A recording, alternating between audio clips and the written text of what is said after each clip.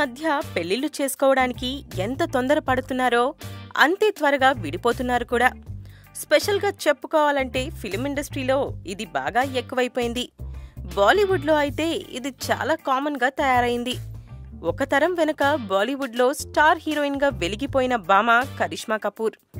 రీసెంట్గా వీరిద్దరి వివాహ ఎపిసోడ్కి విడాకులతో తెరపడిపోయింది. కరిష్మా మాజీ భర్త సంజయ్ కపూర్ ఇప్పుడు మరో వివాహం కూడా చేసేసుకున్నాడు. ఇతనికి ఇది 3వ పెళ్లి.